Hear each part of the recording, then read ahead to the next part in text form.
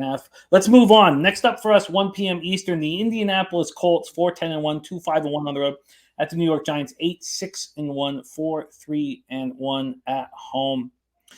By the way, Mike Skydragon saying Mac Jones has faced this Miami defense 3 times, and he's been pathetic 3 times. But now we're in MetLife Stadium in East Rutherford, New Jersey, 54 Fahrenheit showers, 6 miles per hour. Let's start with the line history here in this one. We have nothing from Pinnacle, as they're not sure who will be starting at quarterback. Here at BetOnline, it opened with the Giants -3 on the 21st. It's now at 5.5. It's moved from 3.5 yesterday before the game started to 5.5 after watching the atrocity that is the Colts offense. This total went from 41 to 39.5. Colts come in off a short week after losing 20-3 at home to the Chargers on Monday night. They looked awful. I mean, Nick Foles is a train wreck. I mean, I can't even believe he's 33 years old. He looks like an old man out there. Anytime he moved out of the pocket, I was like, oh, God. Colts were 0 for 10 on third down, finished with just 173 total yards. There simply is no way that they give him another chance. You have to – if you're going to leave Matt Ryan on the bench, you got to go with Ellinger, I think. I mean, they're both going to be terrible, but you can't watch that again. 17 of 29, 143 yards, no touchdowns, 3 picks. Jelani Woods led receivers with 3 catches for 43 yards. Pittman, 4 for 39. Zach Moss ran 12 times for 65 yards. The defense did their best to keep them in it. Held the Chargers to 314 total yards, 2 for 4 in the red zone. They finished with 4 sacks, 7 quarterback hits, and Rodney Thomas had a pick. They've lost 5 straight under Saturday. It's just a garbage fire. It's so horrible watching. That was such a horror. I mean, I've got Chargers futures, and I have hope for them, but it was still not fun to watch. So they fired their offensive coordinator, Marcus Brady. They fired Frank Reich. They benched Matt Ryan not once but twice. Ryan was inactive. So, I mean, I know that we've talked about it, and Birdie nailed it last week. He was saying they're, discreetly going for the draft pick now. And he was right. Sky Dragon, I mentioned a bunch of times. They're the only ones from the beginning of the year I moved on the Niners and the Chargers. With both teams, I could have got better lines if I had have waited for the perfect time in the year to bet them. Of course, I did not do that. But the Colts are 8th in NFL in opponents' yards per play. But I don't believe any of these stats unless Matt Ryan is under center. So why don't we start there? Who do you expect to be a quarterback for the Colts? I mean, they've come out and said it's going to be Foles, I think. So that's not good. And maybe that's why we're seeing this 5. This Bears defense, Giants, I mix them up, but this Giants defense over the last few games has been pretty rough, like bottom 10 kind of stuff. Has not played well. We haven't seen as much out of the offense. This is a team that's, kind of trending the wrong way for, truthfully, a team I still think makes the playoffs because of advantageous schedule spots like this one, where they're getting an absolute gift. And yeah, Birdie saying Saturday said it. I didn't hear him say finish the year, but he said at least this week, and I trust Birdie. So if he says he's finishing the year, I don't know, like if that's coming down from maybe management saw it and be like, yeah, go with that guy. That's how we get our high pick. And I mean, yeah, he looked like a guy who, I mean, there's guys who it's like, all right, he hasn't been with the team long enough, so there's some miscommunications. He looked like a guy who played for the other team before the game started. Like, hey, we need one extra player. Can you come? Well, I don't know the playbook, guys. I don't care. You're playing quarterback. Get over here. Switch jerseys. Because, I mean, he was throwing just YOLO balls to nobody. The one interception, when it was up in the air, the announcer, he was like, he throws that one up to nobody in particular. And, I mean, it's just easy interceptions. He honestly should have thrown 5. It was rough. So, yeah, with him starting, it's probably a Giants bet, right? These are a couple of pretty bad defenses. Giants probably are able to get it done on the ground here. The Colts rush defense is below average. The Colts offensive line has been very, very poor. It is a heavily paid offensive line too. That's the worst part. They're paying all those guys a lot. It's giving it like Foles has to be hurting. He's probably still in an ice bath. So I wasn't looking to bet the Giants for the rest of the season, but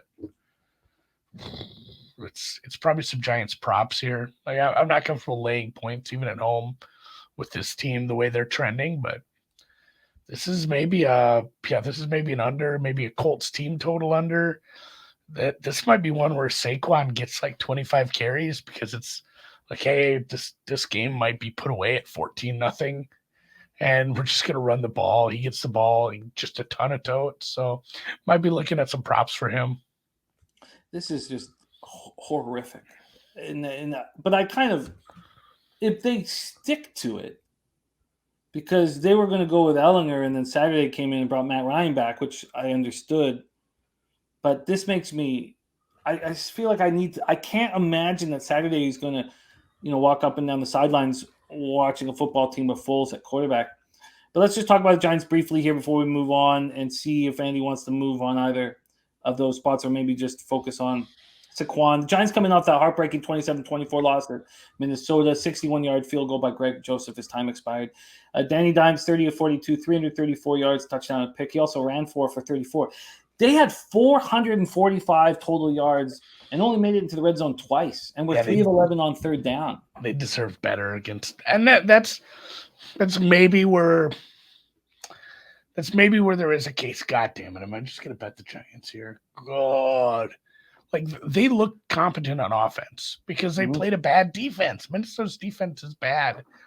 And, even right now, Minnesota's defense is better than what the Colts have been putting out there. So I'm going to have to think about this. I'll let you know if I end up firing because it's in a weird spot at a 5. Like, if I do play this, it'd be something like, I'm pulling it up on Chris, trying to expand it now.